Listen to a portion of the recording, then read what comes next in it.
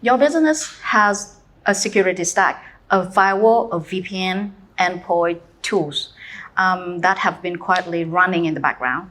But do you actually know like what is covering and the most importantly, what is not? Welcome to the CISO Say, Ask the Expert Anything editions. Here we make the cybersecurity know-how no longer sit in silos. And every episode, we bring in experts that actually have been witnessing incidents and also actually doing the work at the core. So today's topic is network perimeter. Welcome, Nathan. Good to have you in the room. Let's get into it.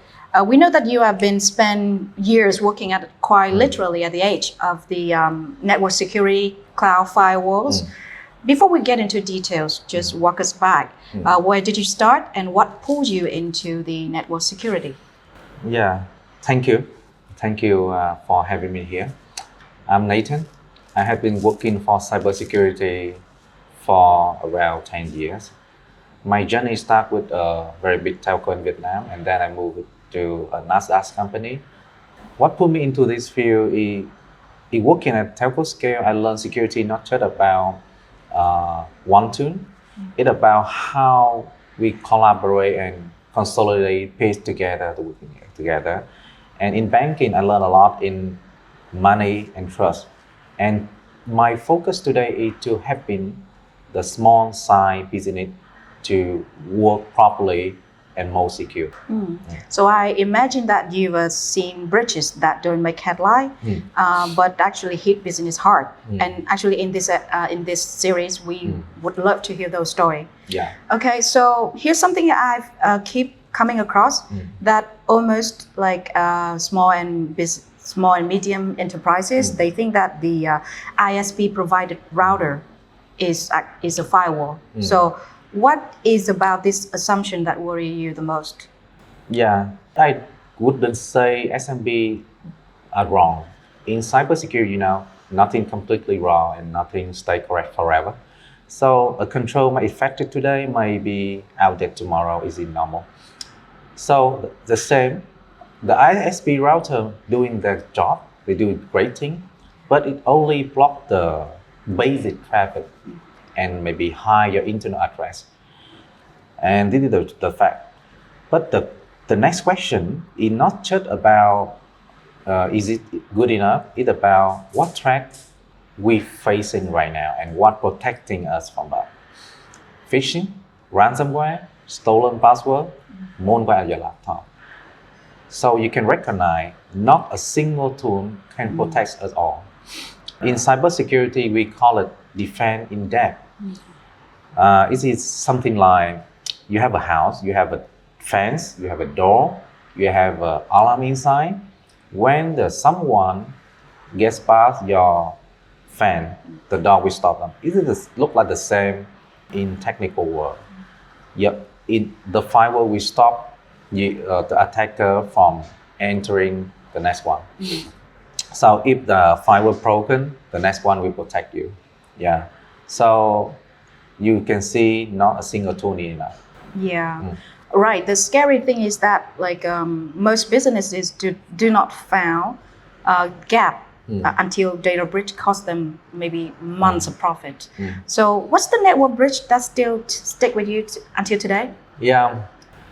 The two story that taught me a very good one in my career life. The first one is also the first day of my security job.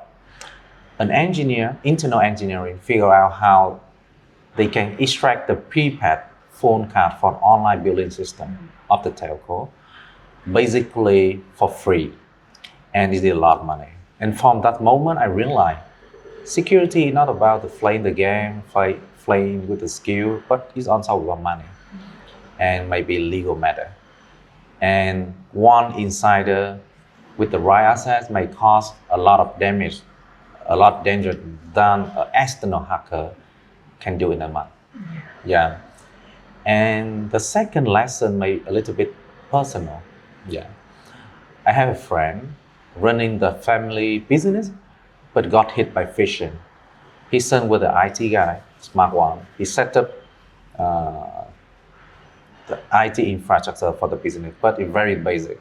The old email system, no multi-factor authentication, and it at the right time, the attacker got the access, and even got the CEO email as well. And for months, they do nothing. They just listen how the business working, how the invoice flow, and who talking to who, something like that.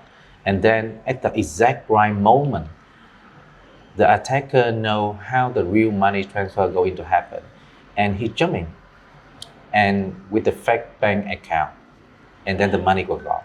Yeah. And that's one it really stay with me until today, because it's not a big bank, it's a family business, a small side one, and for the big company they can absorb the loss, right? But for that kind of the business, small business like that, maybe that kind of money is a life-saving money. They can destroy the business, and that's why my focus right now also. Yeah, interesting, because you brought up the example of your friends, and I think that now some still find it hard to get the fact that the attackers actually aren't choosing businesses. I get maybe some algorithm does. So how does knowing that shift the way an SMB should think about their exposure, digital exposure? Yeah, many SMB think the ISP or the hosting vendor who hosting the website and the service, right? The vendor say, I am ISO 2770 and I'm the most secure, something like that. It's true. I don't say it's wrong. It's not correct. But it's only correct for the part they manage. It means that the data and application on top of that is still your responsibility. Yeah. And the owner didn't see about the vulnerability, the misconfiguration, the open part, the wide open permission. They don't know about that. And misconfiguration is one of the most damaging issue in cybersecurity domain. Yeah, for example, I witnessed many cases that the IT team have a wrong setting. We open the cloud storage bucket, we contain entire customer data. It's very dangerous. But the infrastructure is still secure, right? Yes. So the takeaway is certification may be not enough. Yeah, if the data belong to you, the risk belong to you as well. Yeah. So actually, I was going through a Google report released earlier this year, saying that 95 to 98% of the web traffic is encrypted. But I was just a little curious here, is that does being encrypted actually means it's safe? Actually, encryption has layers. The first one is how the data they transmit securely. Mostly it will be encrypted. But the next layer will be when the data arrive, where it's stored. Is it encrypted? How it's managed? And I already seen plenty of cases where the data is perfectly protected in motion, but when it's set on the server, it's completely unencrypted. And the next layer will be, rarely people ask, is where the key of encryption? Yeah. Where? Wow. So I already witnessed a lot of companies who encrypt their database beautifully, but the key still sitting in plain text, maybe in the note. Yeah, it's not good. It's just like that. You lock in the house, but still tap in your key in front door, and everyone can access it. I would like to bring up a thing called GeoIP. I think that maybe this is a geographical concern, meaning that some countries may care and some may overlook. How do you think about that? Yeah, in cybersecurity, GeoIP blocking also a very common one, but they have something to do with the understand it again. GeoIP blocking a quick win allow login from just a specific country where you're doing business and block the rest. But it also have a disadvantage. For example, your salesperson maybe fly to Singapore. Your founder may take a call from Dubai. or your designer maybe taking the working holiday in Dubai. It's a modern business nowadays. But suddenly, the UIP blocking your team. So how to do next, right? So it may be because your device, your VPN, or just simple that the phone ISP, they rotate the IP. So from the system view, it looks suspicious, but from the user, it's just a normal line. So the solution here is that we should use a smarter behavior-based system. It can handle it, but it's expensive and it needs people with expertise to run it. And I don't think the SMB can afford to do it. So my honest advice is, if you run a business locally, so you can use your IP and it's maybe cheap, even free. But when you grow, think about trying to move forward to something smarter, like I mentioned. Ideally, it is managed of it. Nice. Actually, since the beginning of our talk, I think that there's a lot of things about network security involve web filtering. And I have a thought that website filtering is becoming an industry norm that driving the solution diversification, but for, let's say, enterprises. So how about the small and medium businesses, let's say sizing under 30 staff, how accessible the solution actually today? Option one, you can plug in on firewall. But this kind of technique needs knowledge, skill, and experience. And normally your business needs to hire a good IT guy to do that. And I don't think it should be a good option for SMB. Option two, you can protect that directly from your device. This kind of solution nowadays we call endpoint protection. And the modern version may include web filtering with it. The advantage is they follow the user everywhere, even you in the office, home, cafe, airport, everywhere. And the firewall is not just protect at your office, endpoint protect you anytime. So yeah, I think it's a very good advice you can take. Yeah. You will run a Torah sessions here. Appreciate it. Let's unoverwhelm it a little bit with an easy to adopt tips. Okay. So if I'm a small business owner who want to secure my network and just step by step, let's say, what should I do first? Actually, we should not focus too many things.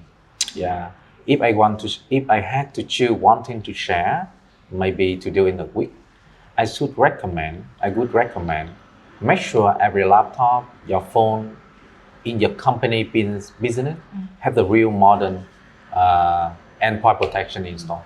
Yeah, it's important. It's not the antivirus we used 5 years or 10 years ago. It's the kind of the solution, including web filtering, block malicious download, detect suspicious behavior on the device. Because more of the attack start from the click on your device. And by the time the track reach your firewall, the malware already running locally. So the endpoint protection cache is where it landed. So it's affordable. Yes, we love affordable. So all right, before we wrap up, we do the rapid fire here question, quick answer. So biggest misconception about ISP or security? One of the misconceptions about ISP is we think they do all of things. Yeah. But actually, they only handle security from the part they manage. The data, application, the user, and the device is still on you. So we need to ask ourselves what cover, what not, who responsible when something goes wrong. Yeah. So next is public Wi-Fi. You a hotspot or avoid entirely? I would say public Wi-Fi should be forbidden, honestly. I can tell you the fact that I can listen every traffic, every call, every message that you doing when you using public Wi-Fi. Even I'm not the public Wi-Fi owner. They have a technical to do it. So I will recommend, for example, if you use Gmail or Facebook, I can steal your account. It's very dangerous to use. Okay, so thanks, Nathan, for breaking down the network perimeter. I think that the point about encrypted traffic alone, I will walk away from this rethinking about the level of coverage I assumed in the past, and we will definitely bringing you back. I'm happy to, especially along with you to support our SMB. Lovely.